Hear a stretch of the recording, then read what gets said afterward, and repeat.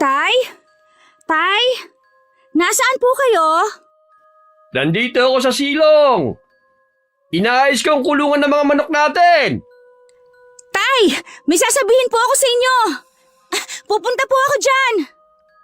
Tungkol saan ba yan? Sa itsura mo pa lang mukhang magandang balita yan ah. Tay! Si Auntie Clara po! Uuwi na! Talaga ba? Kailan mo nakausap ang tiyahin mo? Kanina lang po. Sandali lang po kami nakapag-usap pero malinaw ko pong narinig na uuwi niya siya dito. Nakoy, salamat naman at makakauwi na rin ang tiyahin mo. Sinabi ba ni Clara kung kailan siya uwi? Sa linggo na daw po. Tamang-tama.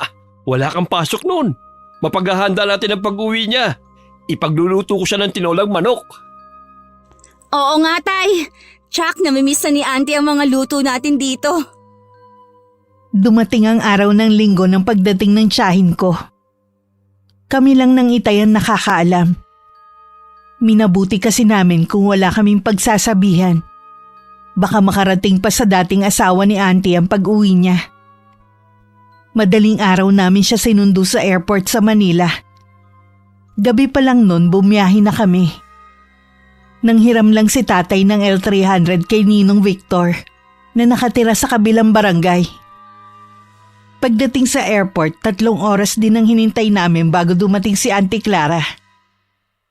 Malaki ang pagkakangiti nito nang makita kami naghihintay sa kanya. Mahigpit ko siyang niyakap. Ganon din ang itay at parang batang hinawakan pa ang ulo niya. Nandun ang sasakyan na nahiram ko. Ako na ang bala sa mabibikit mong bagahe. Salamat sa pagsundo niyo ha. Mabuti pa bago tayo umuwi kumain na muna tayo. Sige po, Auntie. Gusto ko yan. Ikaw ang bahala. Hindi ka pa papagod? Hindi naman kuya, nakatulog naman ako sa eroplano . Nung pauwi na kami, tahimik lang si Auntie Clara habang nakatanaw sa labas ng bintana. Tila malalim ang iniisip niya dahil wala naman siyang tinatanaw sa labas dahil madilim pa ng mga oras na yun. Ako naman dahil wala pang tulog, hindi na napigilan pang makatulog sa pagkakaupo. Nagising lang ako nung nasa bahay na kami. Tinulungan ko na ang itay sa pagbubuhat ng mga gamit ng tiyahin ko. Ay, sa wakas nakauwi na rin ako dito sa bahay. Magpahinga ka na muna. Pamya magkakatay ako ng manok na Tagalog. Alam kong paborito mo yun . Isa yan sa namimiss ko, kuya. Salamat ka pala sa pagsundo niyo sa akin, ha? Ano ka ba naman? Hindi mo kailangan magpasalamat. Kapatid kita . Sino pa bang susundo at mag-aasikaso sa'yo? Siyempre kaming pamilya mo. Sa dating silid ng mga magulang nila itay matutulog si Auntie Clara. Nilinis ko na yun at tinayos para pagdating nga nito ay makakapagpahinga na siya agad. Akala namin ng itay dahil walang nakakita sa pagdating ng kapatid niya. Wala nang nakakaalam. Kaya ganun na lang ang gulat ko nang pumunta ako sa tindahan. Pinag-uusapan kasi nila ang pagdating ni Auntie Clara. Ni isa sa kanila wala akong sinagot. Nagdahilan na lang ako na nagmamadali na ako. Dahil kailangan na ng itay ang binili ko. Paano kaya nila nalaman? Ang lakas talaga ng radar ng mga kapitbahay natin. Hindi po kaya dahil sa L300 na nakaparada sa tapat ng bahay natin, kaya nagkaroon sila ng ideya? Baka nga. Buti na lang kukunin na rin yan mamayang hapon. Inaalala ko lang po, baka mamaya makarating sa dating asawa ni Auntie Clara na dumating na siya. Ang kapal naman ng mukha niya para pumunta pa rito. Pagkatapos ng mga ginawa nila sa tiyahin mo noon. Kilala niyo naman po ang kapatid niyo, sobrang bait at mapagbigay. Baka hindi rin niya matiis ang asawa. Basta ako parati nagpapaalala sa kanya. Kung sadyang di siya makikinig sa akin, abay bahala na siya. Patanda na naman siya . Walang anak si Auntie sa asawa niya. Mula nang magsama sila nito, puro pambubugbog na ang ginawa ng lalaki sa kanya. Ginagawa din siyang alila ng pamilya na napangasawa niya. Bukod doon, may bisyo pa ang lalaki at siya lang ang naghahanap buhay. Kung wala pa nagsumbong kay Itay nun sa ginagawa sa kapatid niya, hindi pa namin malalaman ang sitwasyon nito. Nadatnan namin noon na halos hindi na makatayo sa higaan si Auntie Clara. Dahil sa tindi ng bugbog na inabot niya. Ilang beses na rin nakunan noon ng tiyahin ko. Kaya wala silang naging anak. Makalipas nga lang ng ilang buwan, nakipagbalikan pa rin ang tiyahin ko sa kanya. Hanggang magdesisyon siya na mag-abroad.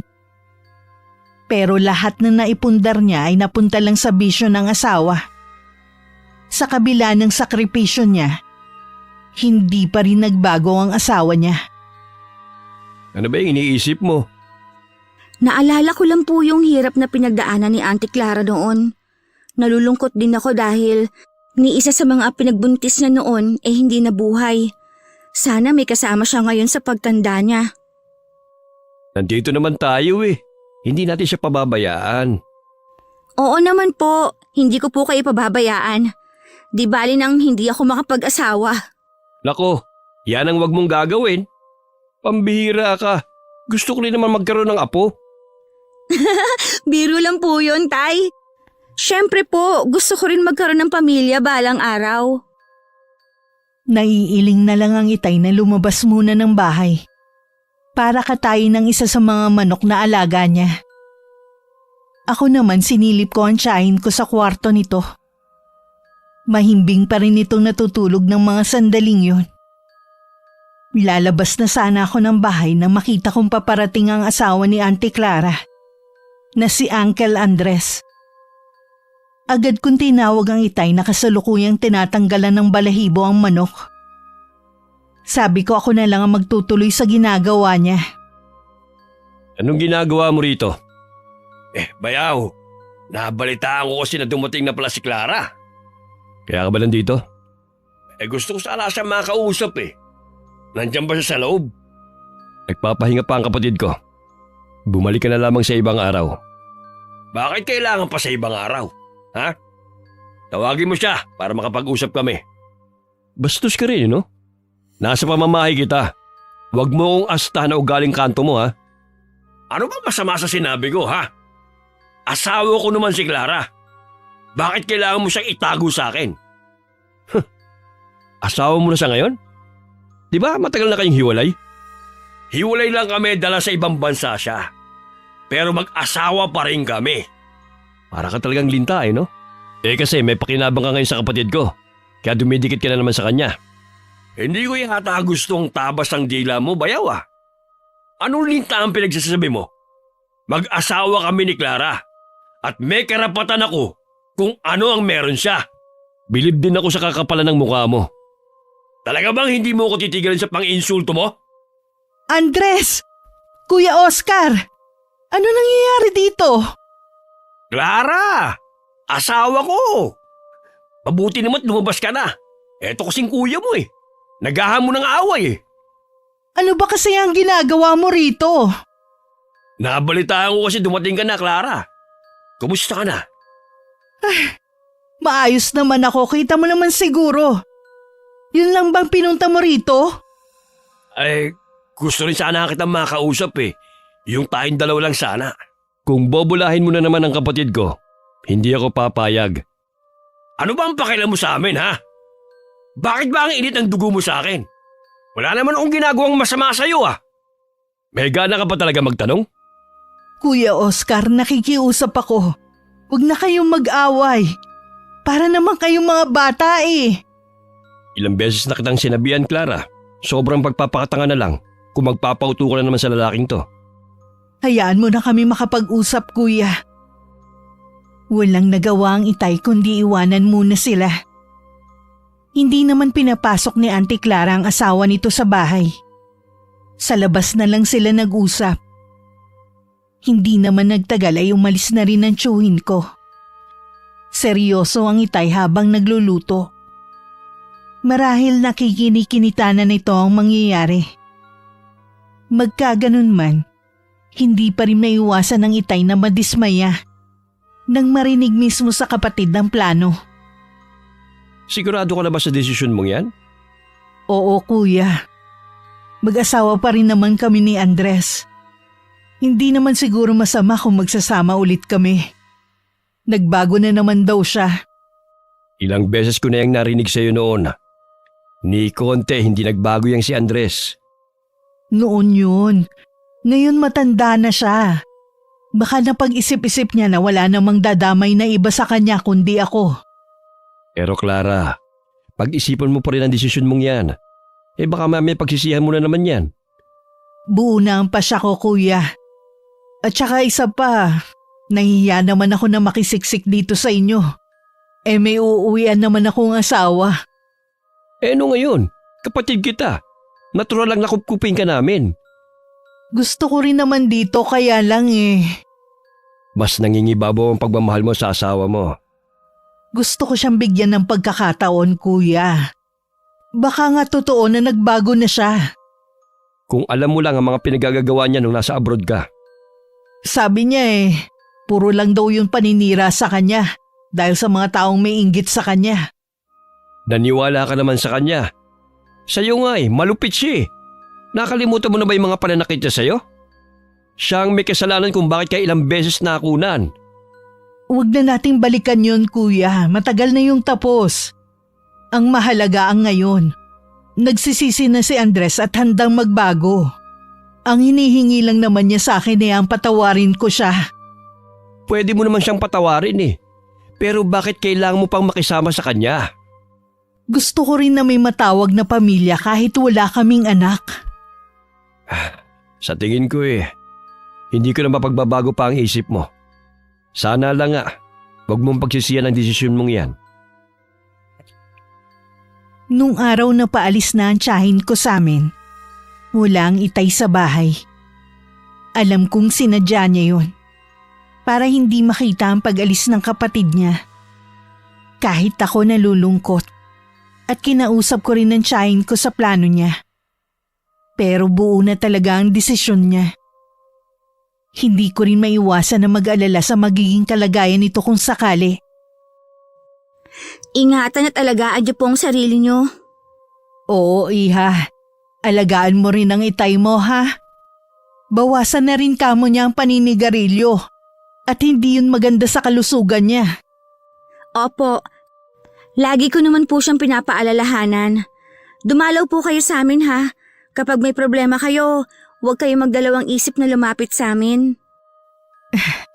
Ang bait mo talaga.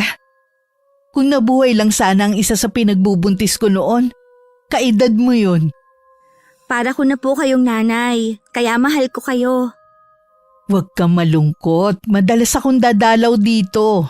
Sa iisang barangay lang naman tayo Kaya lang po masyado nang malayo ang bahay niyo. Halos dulo na nitong barangay natin.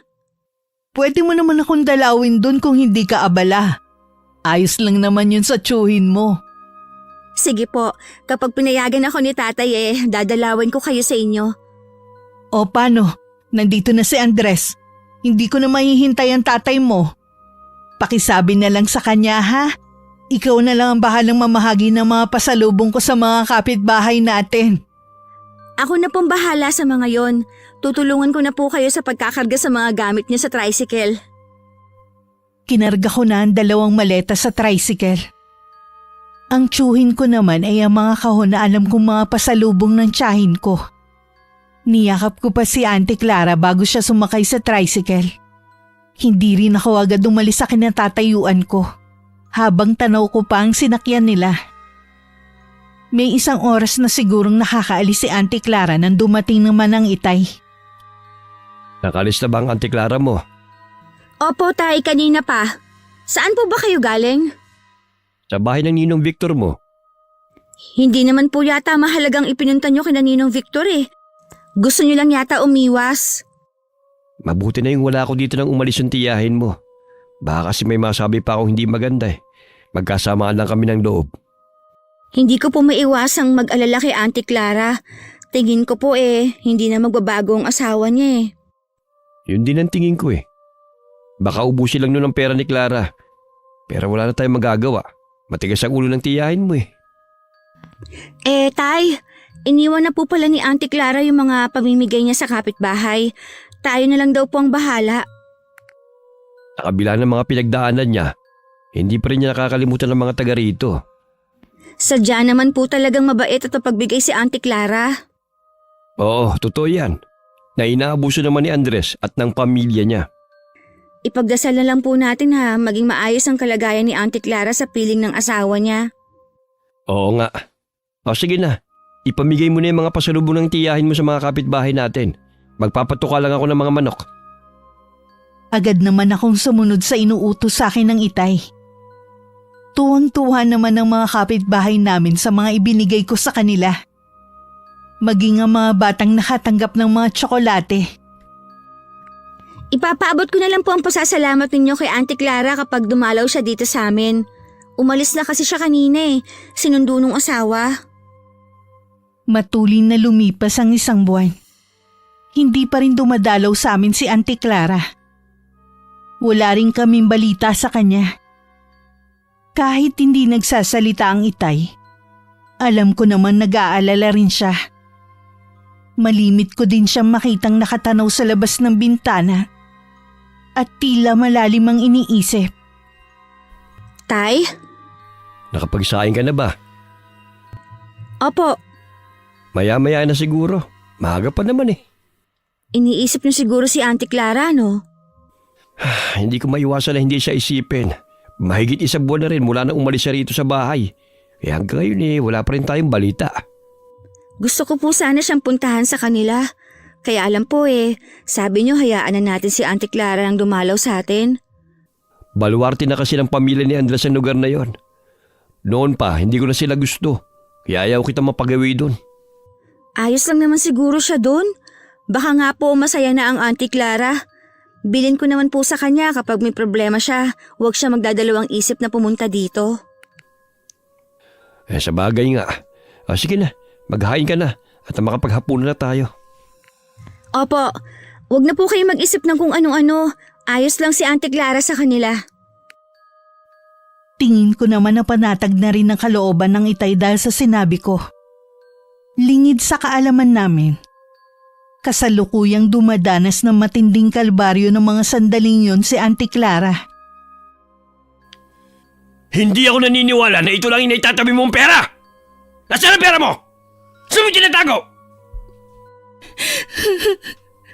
Maniwala ka. Yan lang ang lahat ng pera ko. Nahalungkat mo naman ang gamit ko, hindi ba? Huwag mo akong gawing tanga! Siguro ibinigay mo lahat sa kapatid mo, no? Ako ang asawa mo! Iba na ikinabang ng pera mo? Ha? Wala akong binibigay kay Kuya Oscar. Maniwala ka sa akin. Sinungaling! Ilang taong kang pabalik-balik sa abroad? Wala kang man lang naipon? Hindi ka naman nagpapadala sa akin, Maniwala ka sa akin, hindi ako nagsisinungaling. Leche! Bakit ba kasi kinuha-kuha pa kita? Wala naman pala akong mapapakinabangan sa'yo! Akala ko ba mahal mo ko kaya gusto mo magsama ulit tayo? Sabi mo bigyan ko ng pagkakataon na maayos ang pagsasama natin. Hindi pa man nagtatagal, bumalik ka na sa dati. Naniwala ka naman! Sinabi ko lang yun dahil akala ko mapera ka. Wala naman pala akong maihita sa'yo. Tama pa lang, Kuya Oscar. Hindi ka na magbabago kahit kailan. Huwag mo nga babanggitin ang pangalan ng kapatid mo dito sa bahay ko. Lalo mo lang pinakukulo ang dugo ko Sana nakinig na lang ako sa kanya. Dapat talaga nakinig ka sa kanya. Boba ka kasi. Pinairal mo naman yung katangahan mo. Kung kailan ka tumanda, tsaka lalong naging mapuro ng kukote mo. Aambaan pa sana si Auntie Clara ng suntok ng asawa niya nang marinig nilang merong tumatawag sa labas ng bahay nila. Iniwanan pa siya ng matalim na titig ng asawa. Napahagulgol na lang ng iyak ang tiyahin ko. Naalala rin niya ang mga sinabi sa kanya ng itay. Noon lang niya napagtanto na tama lahat ng mga sinabi namin sa kanya. Walang araw na hindi binubugbog si Auntie Clara ng asawa. Wala naman siyang mapagsumbungan na taga roon. Maliban kasi sa malalayo ang agwat ng bahay. puro pa kamag-anak ng asawa niya ang nasa paligid. Alam niyang hindi rin siya kakampihan ng mga yun. Ito lang ang ulam natin? Pagkatapos ko mababad ng ilang oras sa initan? Ito lang papaulam mo sa akin? Sardinas? Para ka naman nakakalukon dyan Iyan lang kasi ang ulam sa tindahan eh. Sana gumawa ka ng paraan. Hindi yung iaasa mo lang sa tindahan. Wala na kasing natira dun sa kinita ko sa paglalabandera. Alam mo naman pala na walang natira. Sana gumawa ka ng paraan. Bukas, masarap ang ulam natin. May magpapagamas kasi sa akin. Hindi ko na mahihintay ang bukas. Ngayon ko gustong kumain ng masarap na ulam. Anong gagawin ko? Yan nga lang ang ulam sa tindahan. Wala kang magagawa pero ako meron. Para kahit papaano, mabawasan ang pagkabugnot ko sa'yo. Halika, sumama ka. Saan mo ko dadalhin? Bitiwan mo ko, Andres! Maawa ka sa akin! Huwag ka na magpumilyas pa! Lalo ka lang masasaktan! Bakit tayo nandito sa likod? Ano gagawin mo sa akin? Andres! Ayan! Kumain ka ng putek! Diyan ka nababagi sa lubluban ng kalabaw! Andres! Maawa ka sa akin! Pakawalan mo ko! Hindi! Sige! Lumamon ka ng burak! Siguro naman magtatanda ka na! Bakit ba ginagawa mo to sa akin? Sa susunod na pagod ako, at yan lang ipapakain mo sa akin, mas matindi pa dyan ang gagawin ko sa'yo! May nakakita naman sa nangyari. Pero lahat ay walang lakas ng loob na mangialam. Lahat kasi sila may takot sa asawa ni Auntie Clara. Kilala kasi itong siga at walang kinatatakutan. Hanggang isang araw, hindi na nakataste na hindi siya puntahan ng itay sa kanila. Naabutan pa siya ng itay na nagsasalansa ng mga panggatong na ibinilad. Kuya, anong ginagawa mo rito? Bakit parang hindi kaya masayang dinalaw kita rito? Nagulat lang ako sa pagsulpot mo. Pasok ka muna. Bakit ikaw ang gumagawa niyan? Nasa bang asawa mo? Nasa kapihan. Magaan lang namang trabaho to eh. Maupo ka muna dyan. Ipagtitimpla lang kita ng kape. Para yatang pumayat ka. Nagkasakit ka ba? Ha? Oo. Natrangkaso ako eh. Uso kasi dito, nahawa yata ako. Kumusta naman ang pagsasama niyo ni Andres? Ayos naman kuya. Tinupad nga ni Andres ang pangako niya na magbabago na. Totoo ba yung sinasabi mo? Oo naman kuya. Bakit naman ako magsisinungaling? Baka lang ka ako pinagtatakpan mo na naman ng asawa mo tulad ng dati. Sa dami ng mga ginawa niya sa akin, hindi ko na para gawin yun. Mabuti naman nagbago na pala siya. Alam mo bang sobrang nag-aalala sa'yo si Miche? Sabihin mo sa anak mo, nasa mabuti akong lagay. Huwag na kamo siya mag-alala sa akin. Ano nga pala ang oras ng uwi ng asawa mo? Mamayang hapon pa kuya. O paano? Hindi na rin ako magtatagal. Gusto ko lang na makita ang lagay mo rito. Dadalam na lang ulit ako sa ibang araw. Sige kuya, minsan ako naman ang dadalaw sa inyo. Mag-iingat ka sa pag-uwi mo ha? May nakakita kay Itay na dumalaw kay Auntie Clara. Agad naman yun nakarating sa asawa nito. Nung hapon na umuwi ito, mainit na naman ang ulo. Kaya napagbuhatan na naman ng kamay ang tiyahin ko. Bakit nagpunta ang kapatid mo rito, ha? Anong sinabi mo sa kanya?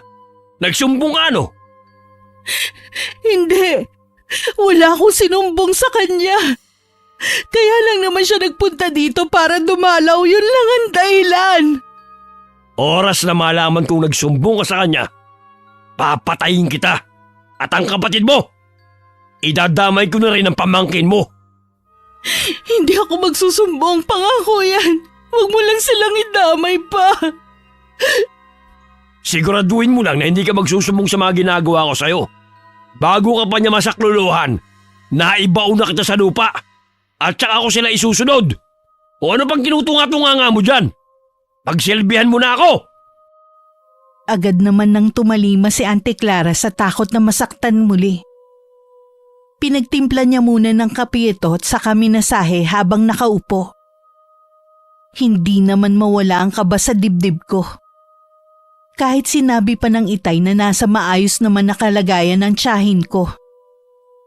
Sa sobrang lalim ng iniisip ko, hindi ko natuloy na malayang dumating na ang itay galing sa kaibigan nito. Kanina pa kita tinatawag, hindi ka sumasagot ah.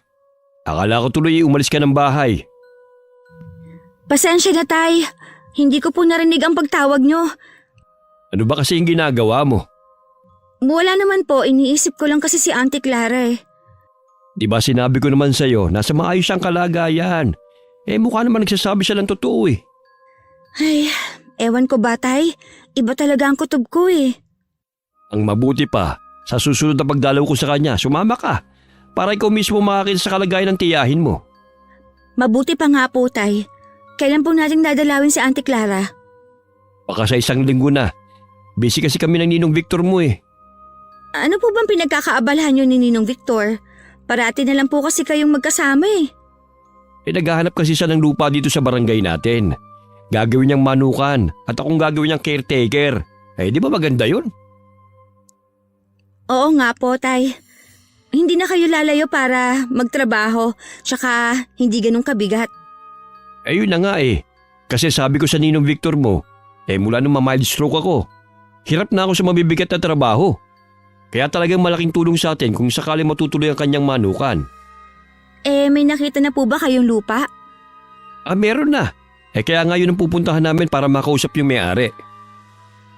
Dahil sa magandang balitang yun ng itay, nawala saglit ang pag-aalala ko kay Auntie Clara.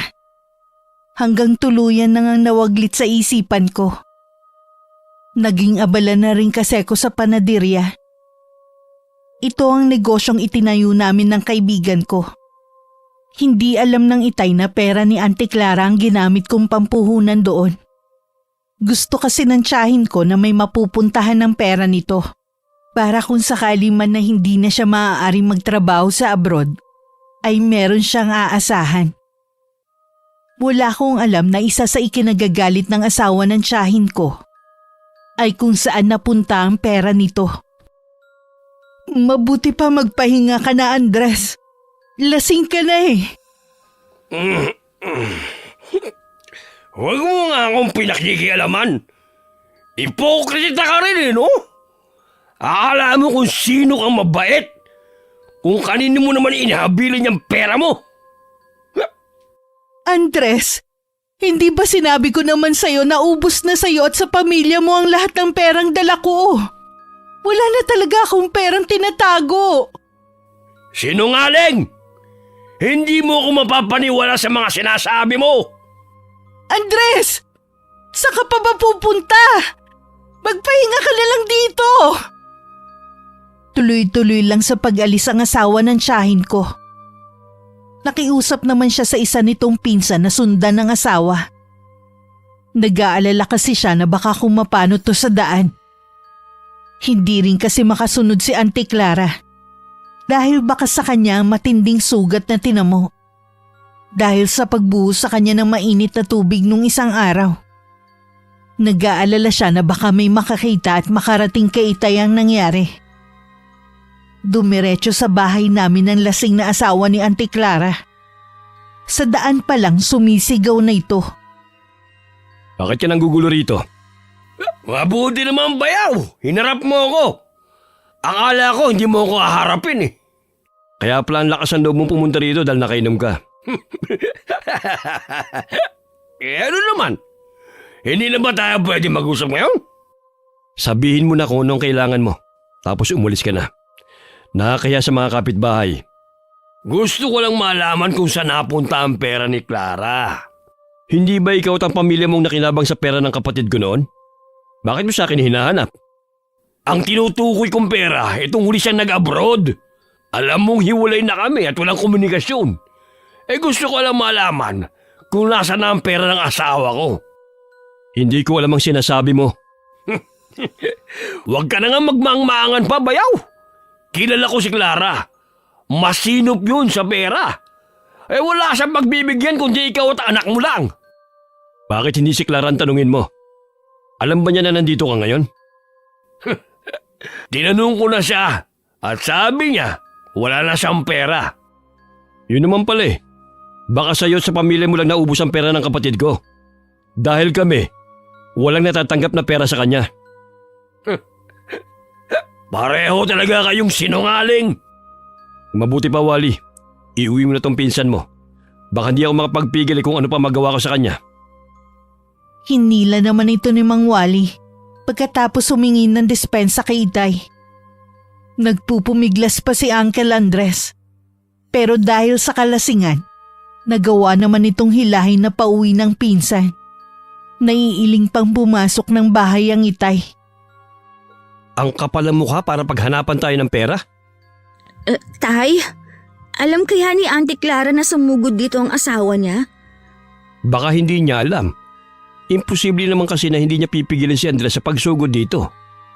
Hindi ko tuloy maiwasan na mag-alala kay Auntie Clara. Napapaisip tuloy ako sa sinasabing pera ni Andres. Ibig bang sabihin nun walang naipon na pera ang tiyahin mo? Baka po may dala siya. Imposible po na wala. Baka naubos na. Noon pa naman ubos biyaya na magbigay si Auntie Clara sa mga kamag-anak ng asawa niya. Kung wala ng pera si Clara, baka mamaya bumalik na naman sa dati ang ugali ng asawa niya. Sa inasal po niya kanina, hindi imposible yon. Pareho kaming kabado ng Itay ng gabing yun sa pag-iisip sa sitwasyon ngayon ni Auntie Clara. Lalo na ako na buong gabing gising. Kinabukasan maaga na namang sinundo ni Ninong Victor ang Itay. Gusto ko sanang puntahan ng tiyahin ko. Kaya lang maraming gagawin sa panaderya. Absent pa naman ang isang helper kaya hindi ako makaalis. Pag uwi ko sa bahay, nadatnan ko na doon ang Itay. Galing ako sa bahay ng Auntie Clara mo kanina. Walang tao. Sabi nung napagtanungan ko, baka naglalabandera ang tiyahin mo. Ho? Naglalabandera si Auntie Clara? Bakit naman po hinayaan niyo ng asawa niya? Hindi lang yun ang nalaman ko. Sabi pa na napagtanungan ko, malimit daw sakta ni Andres ang kapatid ko. Sabi na nga be, iba talaga ang kutob ko Noong una raw mabait pa si Andres at ang pamilya niya kay Clara. Nung wala na raw maibigay, lumabas na ang tunay na mga ugali. Kailangan natin puntahan si Auntie Clara. Baka kung napapano na siya ngayon. Bukas na bukas na ipupuntahan ko siya. Kinabukasan nga maagang umalis ang Itay. Gusto ko sanang sumama kaya lang tumanggi siya. Isasama naman daw niya ang kapatid pauwi sa bahay namin. Sa panaderya lumilipad ang isip ko. Parang gusto ko nang hilahin ng oras. Palagi din ako nakasulyap sa orasan sa dingding. Samantala ng mga sandaling yun, mainit na nagtatalo ang Itay at si Uncle Andres. Maayos mong sinundo ang kapatid ko sa bahay namin. Tapos dadatnan ko sa miserableng kalagayan? Buhay namin to, kaya wala kang karapatan na panghimasukan kami. Kapatid ko ang pinagmamalupitan mo. Hindi mo mapapatunay na totoong sinasabi mo. Anong hindi? Sa tingin mo tanga ako para hindi malaman na ang mga sugat at pasa niya ay kagagawan mo? Umalis ka na! Bitiwan mo ako. Huwag mo ako maitulak-tulak na hayop ka. Pagbabayaran mong ginawa mo sa kapatid ko. Sa ayaw at sa gusto mo, isasama ko na siya pauwi. Magkakamatayan muna tayo bago mo siya maisama. Hayaan mo na lang siya. Hindi mo naman siya inaalagaan Bakit hindi natin tanungin ang kapatid mo? Sasama ka ba sa kapatid mo, Clara? Nakikiusap ako sa inyo. Huwag na kayong mag-away. Kuya, umalis ka na lang. Hayaan mo na lang kami. Wala namang ginagawang masama si Andres Huwag mo na nga ipagtanggol ang asawa mo. Halos patayin ka na niya sa bugbog. Pero nagagawa mo pa rin siyang pagtakpan. Maayos ang pagsasama namin ni Andres. Ikaw ang nanggugulo sa amin. Nakikiusap na ako sa'yo. Sumama ka na sa akin. Iwan mo ng asawa mo. Naghihintay na sa atin si Michi. Pasensya ka na, Kuya Oscar. Hindi ko kayang iwan ang asawa ko. Umuwi ka na sa inyo at huwag nang babalik dito. Hindi ko hahayaan na sirain mo ang pagsasama namin ni Andres. Clara, bakit ganyan ka magsalita? Tinatakot ka ba ng hayop na to? Hindi kuya, hindi ako tinatakot ng asawa ko. Siya ang pinipili ko dahil mahal ko siya. Tama ng drama nyo! Siguro naman, Oscar, naniniwala ka na. Kaya pwede ba? Umalis ka na at huwag ka na ulit tutungtong sa lugar na ito. Dahil kung hindi, ipabubugbog ito sa mga pinsang ko rito. Nang sulyapan ng itay si Auntie Clara, nakatungo lang ito. Alam din ng itay na umiiyak ang kapatid niya. Napabuga na lang ng hangin ng itay bago naglakad palayo sa bahay ng mag-asawa. Hindi rin siya makapaniwala sa mga narinig na binitiwang salita ni Auntie Clara. Inaasahan ko na sa pag-uwi ko ng bahay daratnan ko na ang tiyahin ko. Pero nag-iisa lang ang itay. Ang Auntie Clara po. Hindi siya sumama. Bakit po? Ano nangyari? Mas pinili niya ang hayop niyang asawa kaysa makawala sa pang-aabuso nito. Sana po pinilit niyo siya. Lahat ginawa ko na, pero ayaw niya talagang umuwi dito sa atin. Mas matimbang ang pagmamahal niya kay Andres, kaya handa siya magtiis sa piling nito. Pupuntahan ko siya. Ako ang kukumbinsi sa kanya na iwan na niya ang asawa niya. Huwag kang pupunta sa kanila.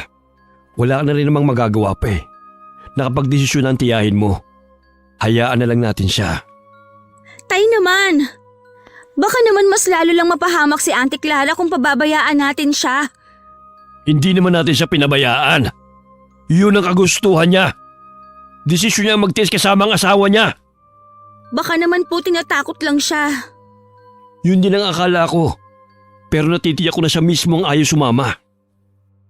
Tingin ko ba kay itay parang tumanda ang itsura. Laylay kasi ang balikat niya at malungkot ang muka. Nakatungo lang siya at hindi na ulit nagsalita.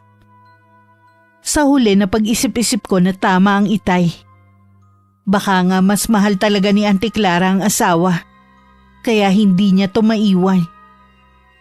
Naitanim ko tuloy sa isip ko na kahit kailan hindi ko tutularan ng tiyahin ko pagdating sa pag-ibig. Ayoko maging martir katulad niya.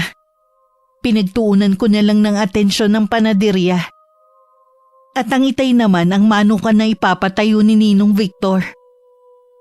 Wala kaming kamalay-malay habang abala kami. Si Auntie Clara ay patuloy na naghihirap sa piling ng asawa nito. Maawa ka sa akin, Andres. Bigyan mo naman ako kahit konting pagkain lang. Gutom na kasi ko eh. Wala na akong lakas para magtrabaho. Itong tira ang kainin mo. Tinikat mo to lang to.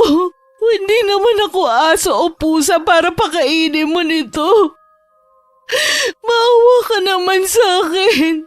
Ibigay mo na sa akin na natitirang kanin sa kaldero. Ano ka, sinuswerte? Kakainin ko pa ito mamaya. Bakit mo ba ito ginagawa sa akin, ha? Lahat naman ng sabihin mo, sinusunod ko. Bakit pinapahirapan mo pa ako? Tigilan mo na nga ako sa kadramahan mo. Ang mabuti pa, kaysa mag-iiyak ka dyan, maglaba ka na lang. Sa sobrang gutom ni Auntie Clara, kahit bubot pa ang mga mangga sa likod ng bahay nila, sinusungkit na niya yon. Para lang malamnan ng tiyan niya. Hindi na rin kasi siya makahingi sa mga kapitbahay. Dahil pinagbawalan sila ng asawa. Hanggang nasanay na lang ang tiyahin ko na tubig lang ang laman ng sikmura. Sinasaktan pa rin siya ng asawa. Lalo na kapag umuuwing lasing. Tama na! Maawa ka na sa akin! Hanggang ngayon, malas ka pa rin sa buhay ko. Akala ko pa naman, siswertehin na ako kapag nakapagbalikan ako sa'yo.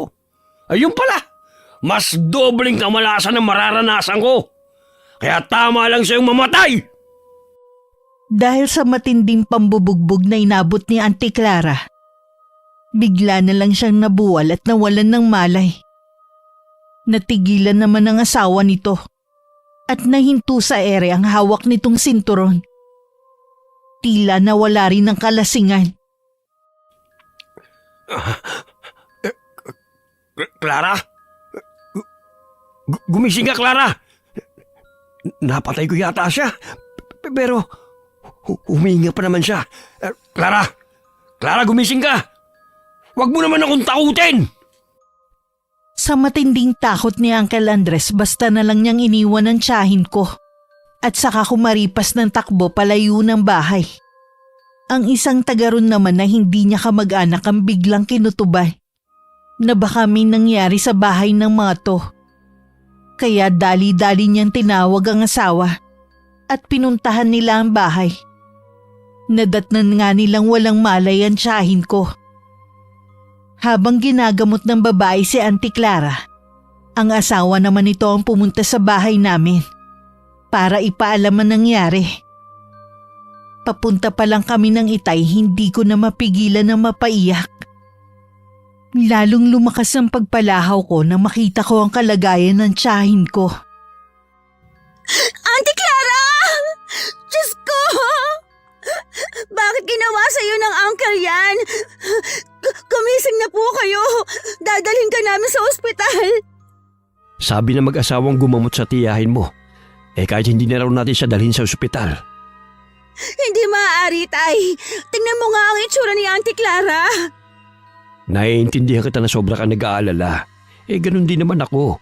Hintayin na lang natin magkamalay si Clara. Saka natin siya iuwi sa bahay. Hindi ba pwedeng ngayon na natin siya iuwi? Mas maigi pa rin kung gising na siya. Gusto ko ring malaman kung ano nangyari. Halata naman po siguro sa itsura niya ang nangyari sa kanya. Napabuntong hininga na lamang ang Itay at minabuting hindi na makipagtalo sa akin.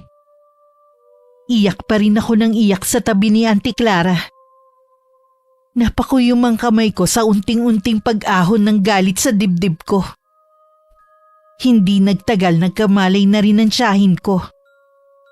Nagulat pa siya na magisnan niya kami ni tatay na nasa tabi niya. Buti po, nagising na kayo. Kumusta po ang pakiramdam niyo? Ayos naman. Anong ginagawa niyo rito? May nagmagandang loob po na kapitbahay niyo na puntahan kami. Ganun ba? Si Andres. Huwag mo nang hanapin ang taong yun. Mabuti nga wala siya rito nang dumating kami. Baka kung anong nagawa ko sa kanya. Kuya, mangako ka na wala kang gagawin laban sa kanya. Nagagawa mo pa talagang ipagtanggol ang asawa mo? Pagkatapos ng mga ginawa niya sa'yo? Hindi ka na ba talaga magigising sa pagkahumali mo sa kanya? Hindi mo kasi ko naiintindihan eh. Ang hirap mo talagang intindihin dahil bulag ka sa pagmamahal sa asawa mo. Hindi ako sasama sa inyo. Mabuti pang umalis na kayo. Kita mo yung katigasan ng ulo mo. Ano? Hihintayin mo na patayin ka na lang ng asawa mo rito? Ginagawa ko to para sa inyo, hindi para sa sarili ko. Ayoko lang na pati kayo madamay sa galit ni Andres. Anong ibig mo sabihin? Pinagbandaan niya ako na kapag ipinaalam ko o sumama ako sa inyo, pati kayo papatayin niya. Hindi bali nang ako na lang ang maghirap. Huwag lang kayo. Total wala naman akong pamilya. Kami ang pamilya mo, Clara. Salamat. Dahil gusto mo kami protektahan laban sa asawa mo. Pero kaya na namin ang mga sarili namin. Kaya sa ayaw at sa gusto mo, isasama ka na namin paalis sa bahay na ito. Tama ang Itay, Auntie Clara. Huwag ka magtiis dito. Hindi ka namin pababayaan ng Itay. Naroon pa rin ang pagtutol kay Auntie Clara. Pero buo na ang pasya ng Itay na isama siya pabalik sa bahay namin. Kung kinakailangan kaladkarin pa siya nito. Kahit nang makauwi na kami, balisa pa rin ang tiyahin ko. Hindi rin siya gaanong makakain. Pinatingnan na rin namin siya sa doktor dahil sa mga sugat na natamo niya. Malaki rin ang ibinagsak ng katawan niya dahil sa kakulangan ng pagkain. Tuwing naaalala ko ang nangyari, hindi ko maiwasang mamuhi sa asawa nito at sa lahat ng lalaki. Hindi naman lahat ng lalaki katulad ni Andres. Kayo na rin po ang may sabi noon na nung nanliligaw pa lang si Uncle Andres, mabait siya. Lumabas lang ang tunay niyang kulay nung nagsasama sila ni Auntie Clara. Kaya nga kailangan mong piliin ang taong gusto mong makasama habang buhay. Huwag puro puso ang pairalin mo para hindi ka matulad sa Auntie Clara mo. Ay, Tay, ano po ang plano niyo ngayon? Pinablatter ko na si Andres. Hindi na siguro siya magtatangka lumapit pa sa tiyahin mo. Kahit na ano mangyari, hindi ko nahahayaan na saktan niya muli ang kapatid ko. Tay, meron po akong gustong ipagtapat sa'yo. Ano yun? Ang totoo po niyan, malaki talaga ang naipon ni Auntie Clara habang nagtatrabaho siya sa abroad. Talaga pong pinaghahandaan niya ang kanyang pagtanda. Inakala po niya kasi dati na hindi na sila magkakabalikan ng asawa. Sa'yo ba niya inihabili ng pera niya? Opo. Inilagay ko po sa bangko at yung iba pa ang ginamit ko sa panaderya. Bakit kayo mo lang sinabi to? Pasensya na, Tay. Nangako kasi ako kay Auntie Clara na sekreto lang namin to. Tsaka balak din naman niyang sabihin sa inyo nung makauwi siya. Kaya lang sinundo naman agad siya nung asawa. Okay na rin yun. Kahit papano hindi makikinabang ang asawa niya at pamilya nito sa pinaghirapan niya. Oo nga po. May kailangan lang akong puntahan. Bantayan mo muna ang tiyahin mo. Tumangulang ako kay Itay. Gumayak na rin siya agad. Kahit hindi sabihin ng Itay, tsak na ang kasama na naman niya ay si Ninong Victor. Pinuntahan ko naman si Auntie Clara.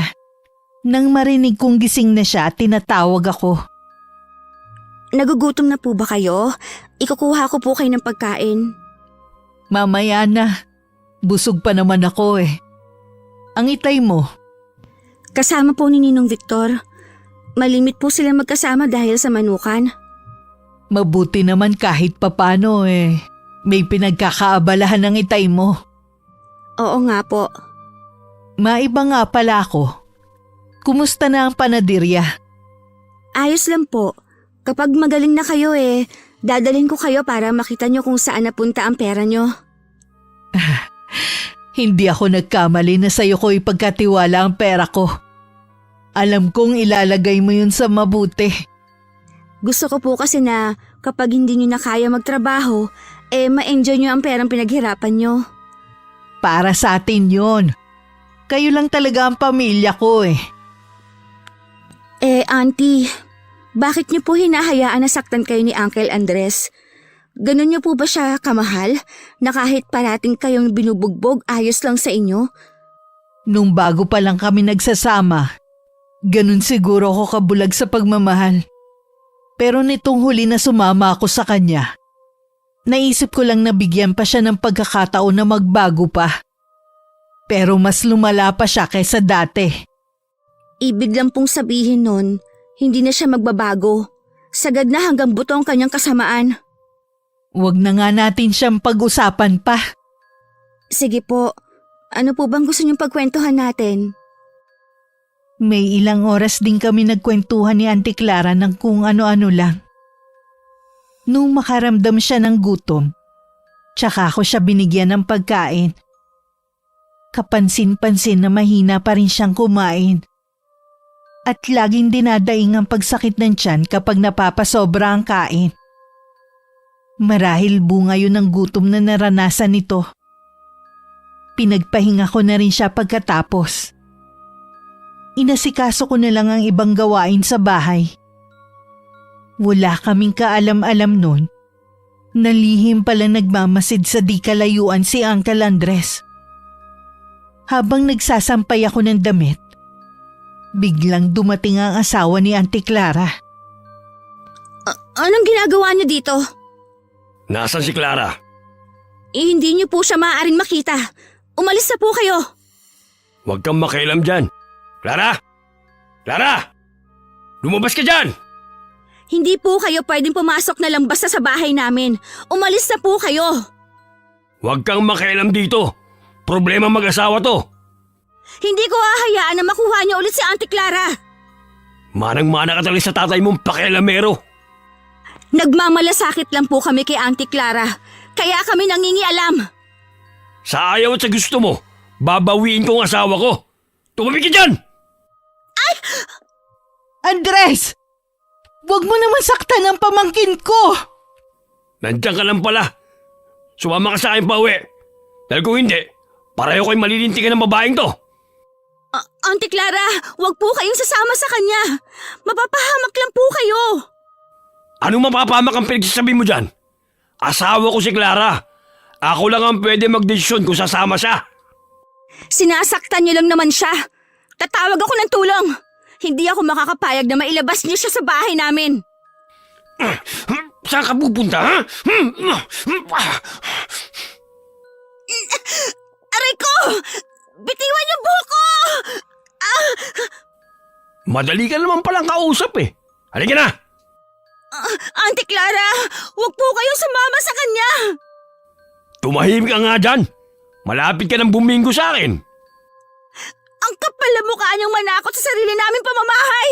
Talaga bang wala nang natitira sa inyong kahihiyan? Talagang ginagalit mo ako, ha? Sige, sampalin niyo ako. Hindi ako natatakot sa inyo. Andres, tama na! Huwag mo na siyang patulan! Kukunin ko lang ang damit ko at aalis na tayo! Iwan mo na mga damit mo. Kailangan na nating umalis. Auntie Clara, Pakisabi kay kuya na salamat sa pag-aalaga sa akin, ha? Ayos lang ako. Huwag kang mag-alala. Wala akong nagawa ng sapilitan ng isakay sa naghihintay na tricycle si Auntie Clara. Dahil na rin sa pakiusap niya, kaya hinayaan ko na lang dinatangayin siya ng asawa. Galit na galit ang itay nang malaman na galing dun si Uncle Andres at sinama nito ang kapatid niya. Pinuntahan agad ni itay ang tiyahin ko sa bahay nila.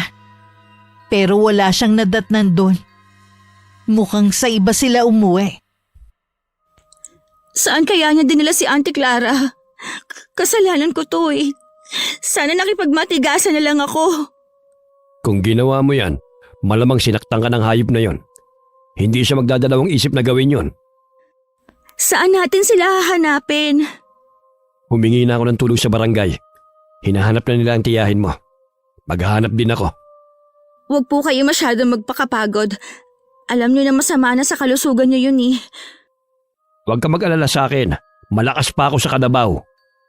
Basta po, mag-iingat kayo sa lakad niyo. 1 linggo na rin kami naghahanap kay Auntie Clara. Pero bigo kaming mahanap siya. Tinanong na rin namin ang mga kamag-anak ni Uncle Andres. Pero tikom ang bibig nila kung nasa na mag-asawa. Hindi po kaya wala na sila sa barangay natin? May hinala akong nandito lang siya. Wala namang ibang kamag-anak na si Andres eh. Ano ba kasi ang gusto niya kay Auntie Clara? Wala naman siyang pakinabang dito eh. Inausap ko na yung kapatid ni Andres. Meron akong pinasabi. Tiyak na hindi yung tatanggihan ng kapatid niya. Ano po ang sinabi niyo? Kapalit ng tiyahin mo, ibibigay natin ang perang hinihingi ni Andres. Ho? Tay naman! Pinaghirapan niyo ni Auntie Clara! Kita niyo nga, kahit patay na siya sa bugbog eh, hindi siya umamin sa asawa niya kung nasaan ang ipon niya. Mas mahalaga ang tiyahin mo kaysa sa pera na yan. Para matahimik na rin tayong lahat. Paano po kayo nakatitiyak na kapag binigay natin ang gusto ni Uncle Andres, ay patatahimikin na niya tayo? Pag hindi pa rin siya tumigil, matinding kaparusahan ang igagawad ko sa kanya. Mas matindi pa sa ginawa niya kay Clara. Bigla kong nakaramdam na matinding kaba sa narinig kay Itay. May sumagi ding alaala ng nakaraan sa isip ko. Isang nakakakilabot na alaala na gusto ko na sanang ibaon sa limot. Nang sumunod na gabi, bisita ng Itay ang kapatid ni Uncle Andres. Sa labas sila ng bahay nag-uusap. kaya hindi ko marinig ang kanilang pinag-uusapan. Pero may palagay ako tungkol yun kay Auntie Clara. Nang makaalis ang bisita, tsaka ako inusisa ang itay. Mabuti naman po at nakipagtulungan din sa inyong kapatid ni Uncle Andres. Hindi rin naman niya gustong ginagawa ng kapatid niya eh. Pero takot silang lahat kay Andres. Maliban kasi sa panganay si Andres, tingin daw nila dito ay gumagamit ng pinagbabawal na gamot. Kaya parang wala na sa tamang pag-iisip. Saan daw po dinala ang Auntie Clara? May pahingaan daw nakubo si Andres sa loob ng kapihan. Doon daw naglalagi ang mag-asawa. Kawawa naman ng Auntie Clara kung ano-anong hirap na ang kanyang pinagdaanan. Matatapos na rin ang paghihirap niya. Ang mabuti pa, ihanda mo na lang ang pera.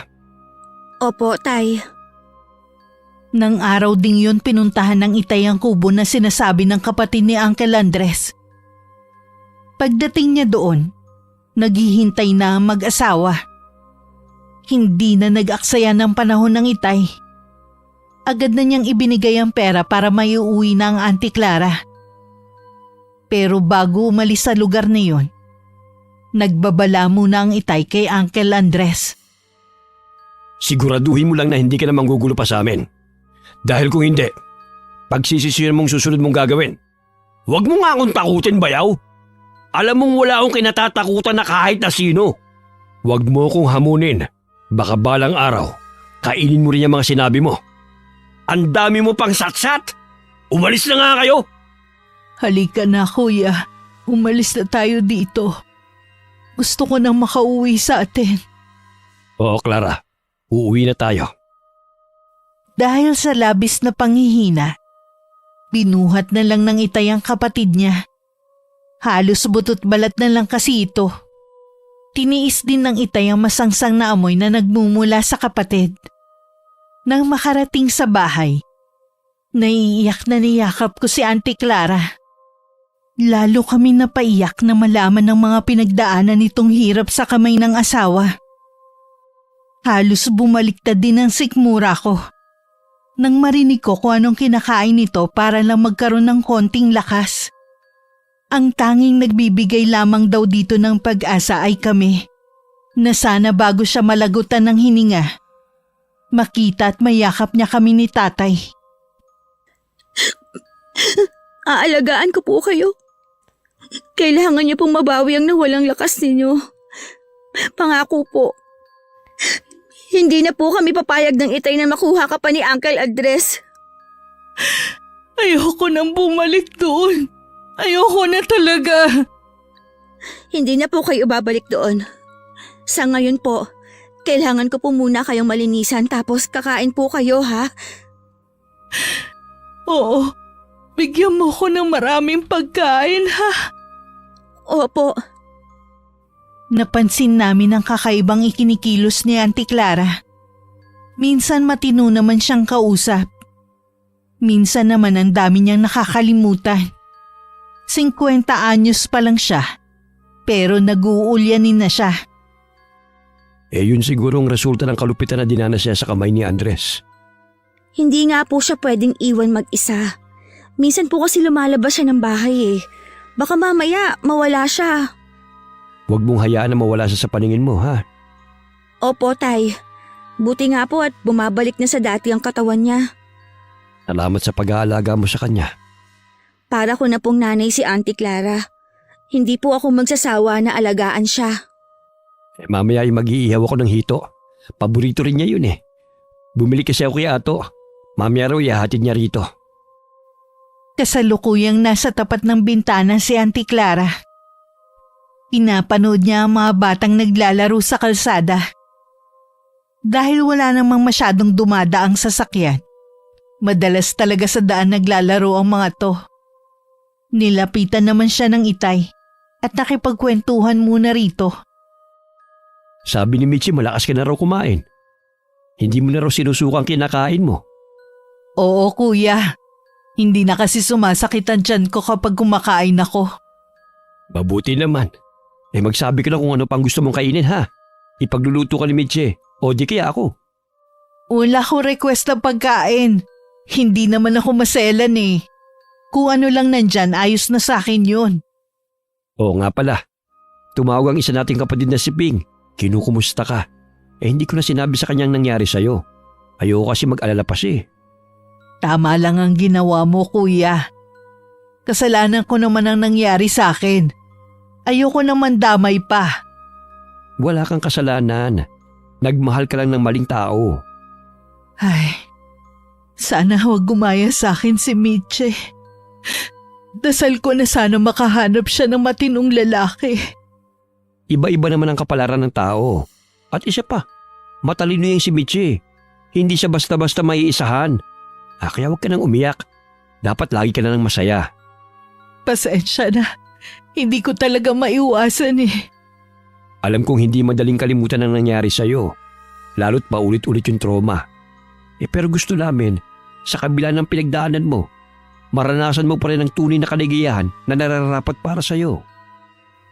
Napakagulgul na si Auntie Clara. Niyakap naman siya ng itay habang patuloy sa pag-iyak.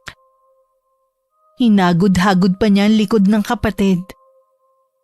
Para hindi mainip sa bahay, isinama ko si Auntie Clara sa panaderya namin. Aliw na aliw naman siya sa panadero namin na si Mang Tan sa paggawa nito ng iba't ibang tinapay. Ipinakita ko rin sa kanya ang pagmamasa ko sa ginagawang tinapay. Malayo ang mararating ng panaderya mo. Sa inyo po ito, Auntie, hindi sa akin. Sa akin to? Paano nangyari yun? Nakalimutan niyo na po ba? Pera niyo ang ginamit kong puhunan, kaya po sa inyo ito. Ganun ba? Hindi ko na kasi maalala eh. Pasensya ka na ha. Ang dami ko na talagang nakakalimutan. Okay lang po yon. Maalala niyo rin naman po yun. Kahit nakakapagod ng maghapon, kitang-kita naman kay Auntie Clara na nag-enjoy siya. Gusto nga daw niya maging tindera na inayunan ko naman. Para hindi siya laging nagmumukmok. Nung pag-uwi namin, dumaan lang ako sa bilihan ng lechon manok para bumili. Yun kasi ang gustong ulamin ni Auntie Clara. Habang naglalakad pa uwi, hindi namin inaasahan na makakasalubong namin si Uncle Andres. Otomatiko kong hinila sa likuran ko ang tiyahin ko. Ramdam ko rin ang panginginig ng kanyang katawan dahil sa takot. Ano ang kailangan niyo? Kukumustahin ko lang sana si Clara. Maayos na po ang kalagayan niya ngayon mula nang napunta siya sa pangangalaga namin. Kita ko nga, nagkakalaman na ulit siya eh. Nakita niyo na po siya. Pwede bang paraanin niyo na kami? Teka lang muna, kakausapin ko muna si Clara. Ayoko! Umuwi na tayo, Miche! Narinig niyo naman po, ayaw niya makipag-usap sa inyo. Clara, kausapin mo naman ako. Wala naman akong gagawing masama sa'yo eh. Ayoko sabing makipag-usap sa'yo! Bakit ka sumisigaw? Makulit po kasi kayo eh. Sinabi nang ayaw niya makipag-usap sa inyo. Bakit ba nasa likod ka ng pamangkin mo? Nakakatakot ba talaga ang itsura ko, ha? Hindi po sa itsura, kundi sa ugali. Subukan niyo lang pong gumawa ng masama sa amin. Sisigaw ako para makakuha ng atensyon ng mga tao sa paligid. Alam ng mga tao rito ang ginawa mo sa tiyahin ko. Huwag na kayo magtaka kung basta na lang kayong kuyugin ng mga taga rito. Kitang-kita ko pa ang pagkuyom ng mga kamao nito at matalim na titig. Hinawakan ko na sa kamay ang tiyahin ko at mabilis na kaming naglakad palayo. Pagdating sa bahay, noon ko lang naramdaman ang panginginig ng tuhod ko. Ang tapang mo pala, Miche. Hindi ka man lang natakot kay Andres. Hindi katulad ko na namuhay na takot sa kanya. Kailangan ko pong maging matapang para maipagtanggol ko kayo sa kanya. Huwag niyo pong hayaan na laging manaigang takot niyo sa kanya. Para po hindi na niya kayo maabuso sa susunod. Oo, Iha. Magiging katulad mo na akong matapang. Sinabi ko naman kay Itay ang nangyari. Gaya ng inaasahan ko, umuusok ang ilong nito sa galit. May usapan na kasi sila pagkatapos ibigay ang pera. Hindi na ito muling manggugulo sa amin. Baka po ubos na ang perang ibinigay nyo. Yun ang dahilan kung bakit nanggulo na naman siya sa atin. Tsak na hindi na naman niya tayo titigilan. Ako nang bahala kay Andres. Huwag mo lang lulubuyan ang tingin ng tiyahin mo. Lalo na kapag nasa labas kayo. Anong balak niyong gawin, Tay? Yung dapat na noong ko pa ginawa. Tay? Huwag niyong sabihin na... Tama ka nang iniisip. Dapat talaga, noong ko pa ito ginawa. Isinaalang-alang ko lang kasi magiging damdamin ng tiyahin mo. At ang pangako ko sa nanay mo, bago siya malagutan ng hininga noon. Itay, alam niyo naman na may karma ang gagawin niyo. Tingnan niyo ang nangyari kay nanay. Nakatagpo siya ng katapat niya at ibinalik sa kanyang ginawa niyang pambabarang. Tay, ayoko pong mangyari din yun sa inyo. Huwag mong pangunahan na mangyayari. Hindi ko dadanasin ang katulad sa nangyari sa nanay mo noon. Sa masamang tao ko lamang to gagamitin. Kahit anong pakiusap ko kay Itay, naging bingi na siya dahil sa matinding galit na nararamdaman niya. Lalo na nang lumala ang kalagayan ni Auntie Clara. Ayaw na kasi nito maglalabas ng bahay at laging balisa. Pumunta naman si Uncle Andres sa bahay namin at hinahanap ang tiyahin ko. Nagkataon na naroon din ang Itay. Akala ko susugurin siya ni Itay. Pero kalmado lang siyang hinarap nito. Hindi ba may usapan tayo? Bakit nandito ka na naman? Gusto ko kasing makausap si Clara, ang asawa ko. Hindi mo siya maaaring makausap. Tumupad ka sa usapan. Usapan? Wala akong naalala na may usapan tayo. Ang alam ko lang, asawa ko nakatira sa bahay na ito. Kaya ilabas mo siya. Ang asawa minamahal at inaalagaan. Hindi sinasaktan at ginugutom. Hindi mo itunuring na asawa ang kapatid ko. Ilabas mo na si Clara. Tsak naman nasasama siya sa akin eh. Nasa may bintana ako at kitang-kita ko nang biglang nanigas at hindi makagalaw si Uncle Andres. Nanlaki pa ang mga mata nito nang lumapit ang Itay at may binulong rito. Kumuha din ng ilang pirasong buhok ang Itay at saka pumasok na sa loob ng bahay namin. Inutusan na niya ako na isara lahat ng bintana at pinto. Yun ang huling beses na nakita ko si Uncle Andres. Tuwing gabi nagigising ako na tila merong nagsasalita sa kailaliman ng gabi. Bumangon ako para alamin kung ano yun. Nagmumula yun sa kwarto ng Itay. Alam kong sinisimulan na niya ang isang ritual. Tay, nagigising po ako tuwing hating gabi. Naririnig ko po ang ginagawa niya sa kwarto. Pasensya ka na anak kung naabala kong pagtulog mo. Huwag mo na lang pansinin kung ano man ang ginagawa ko. Huwag po kayo masyadong magpupuyat. Alam niyo naman na hindi na mabuti yan sa kalusugan niyo. Salamat sa paalala. Huwag ka mag-alala. Huli na yung gagawin ko mamayang gabi. Maayos na naman ang kalagayan ni Auntie Clara. Kaya isinama ko na siya sa panaderya. Alam ko kasing inip na siya sa bahay. Naroon pa rin naman ang takot niya. Pero sinabi kong ako ang bahala sa kanya. Mitche! Bakit po?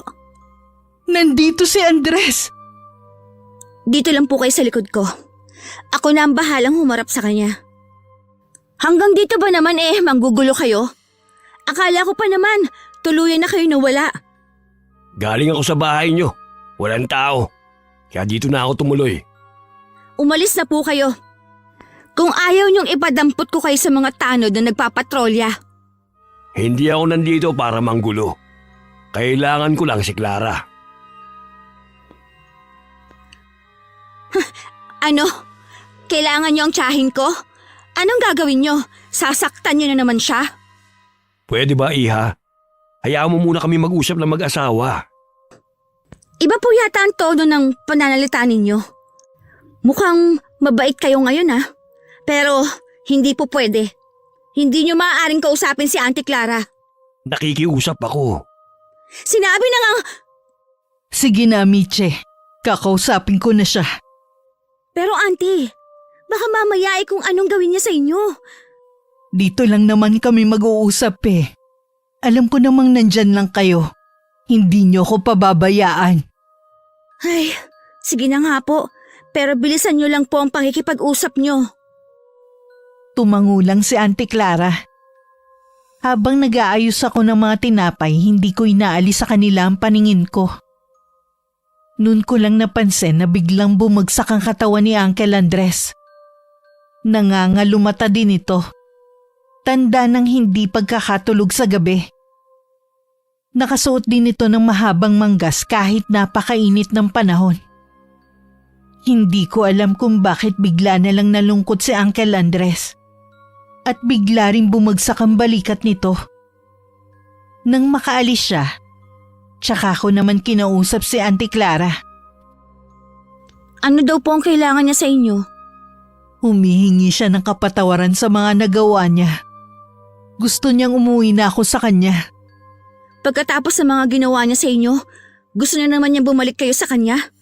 Hindi ko alam kung saan siya kumukuha ng tapang na sabihin yon. Meron pa siyang sinabi.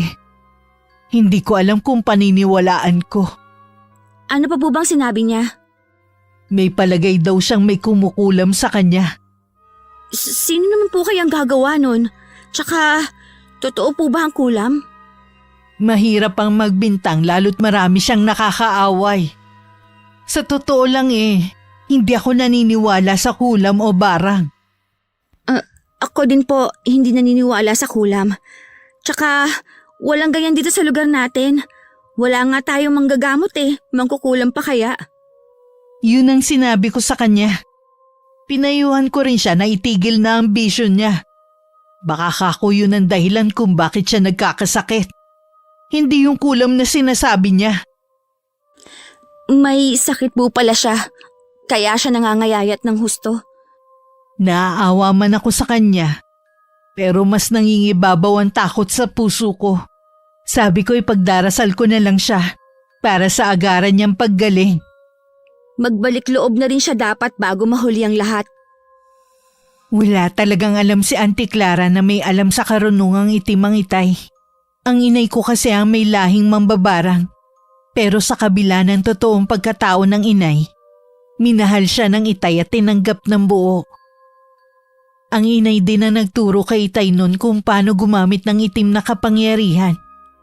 Yun nga lang, ang huling binarang ng inay ay nakahanap ng magaling na albularyo.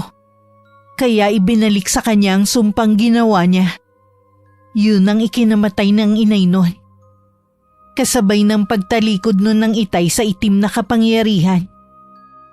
Itay, nakita ko po si Uncle Andres. Mukha po siyang may sakit.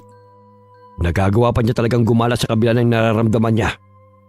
Tay, tama na po ang ginagawa niyang pagpapahirap sa kanya. Tapos ko lang isagawa ang ritual. Maghihintay na lang ako sa mangyayari sa kanya. Mamamatay po ba si Uncle Andres? Oo. Ilang araw na lamang itatagal niya sa mundong ito. Kuya, tama bang narinig ko? Isa kang... Diyos ko, si Andres! Clara, hayaan mo ko magpaliwanag. Huwag kang lilapit sa akin! Paano nangyari na isa kang mangkukulam? Wala naman sa lahi natin yan Dahil kay Helen. Sa asawa mo? Siya ang nagturo sa'yo kung paano mangulam ng tao. Ginawa ko yun kay Andres para maipaghiganti ang kaapihan mo. Pero kuya, masama ang gumante. Kahit paulit-ulit akong sinaktan ni Andres, hindi sumagi sa isip ko ang gumanti sa kanya. Ikaw yun. Dahil masyado kang mabait. Kuya Oscar, nakikiusap ako sa'yo. Bawiin mo ang kulam mo sa kanya. Parang awa mo na. Patawarin mo ko, Clara. Huli na para bawiin ko ang ginawa kong ritual. Pinakamabagsik ang iginawad ko sa kanya. Lahat ng lakas ko ibinigay ko sa ritual na yon. Kahit ang pinakamagaling na albularyo, hindi siya maililigtas. Tuluyan na napahagulgol ng iyak si Auntie Clara. Awang-awa naman akong nilapitan siya para aluin. Ang itay naman ay tumalikod sa amin. Nababanaag ko din ng paghihirap kay Itay. Pero hindi ko siya kinakitaan ng pagsisisi sa ginawa niya. Nang puntahan ni Auntie Clara ang asawa, sumama ako sa kanya. Wala naman kami narinig ng pagtutol kay Itay. Pagdating sa bahay, naabutan namin sa kalunos-lunos na kalagayan si Uncle Andres. Kahit hirap na ito, biglang umaliwalas ang mukha nito nang makita ang tiyahin ko.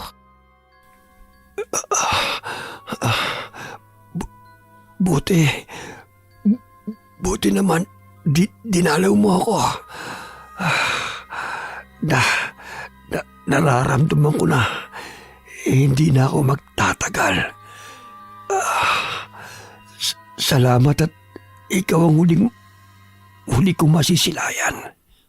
Patawarin mo ko kung hindi ako agad naniwala sa iyo. Ako ang dapat humingi sa iyo ng kapatawaran. Marami akong pagkukulang sa iyo. Sana mapatawad po ko. Matagal na kitang pinatawad. Dito ko lang sa tabi ko, ha? Wag mo akong iiwan. Dito lang ako. Hindi ako aalis. Kahit hindi nakaaya-aya ang amoy na lumalabas sa katawan ni Uncle Andres, nanatili pa rin sa tabi niya ang tiyahin ko. Ako naman sa labas lang ng bahay tumambay. Hindi ko rin maiwasan na maawa pa rin.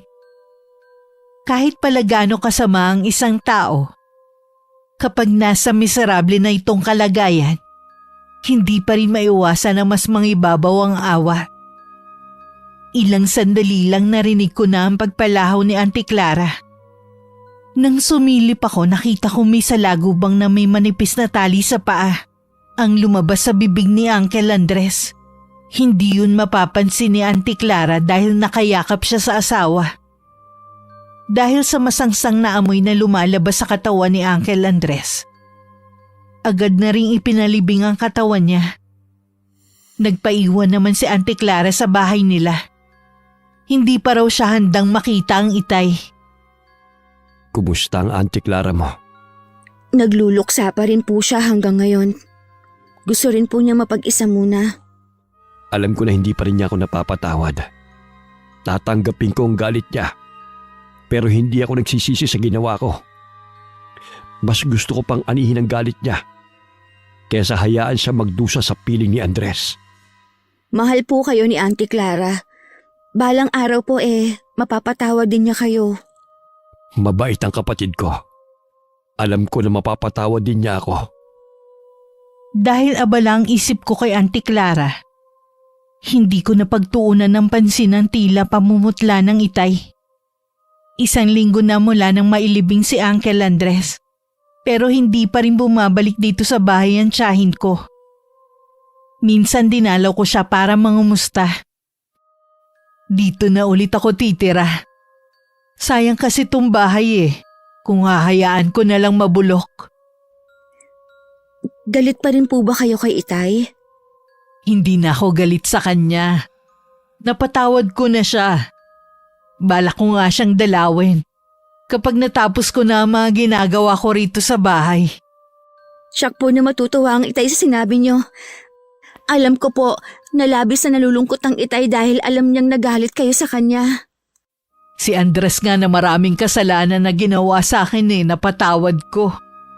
Si Kuya pa kaya na siyang lagi kong karamay sa lahat ng oras. Masaya akong umuwi ng araw na yun.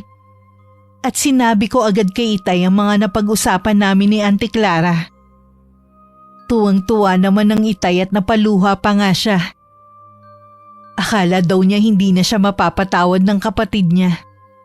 Nung gabing yun masaya namin pinagsaluhan ng payak na hapunan. Wala akong kamalay-malay yun na pala ang huling hapunan na pagsasaluhan namin ng Itay ko. Kinabukasan nagisnan ko siyang wala ng buhay sa silid niya. Napayakap na lang ako habang dinig sa buong bahay ang pagtangis ko.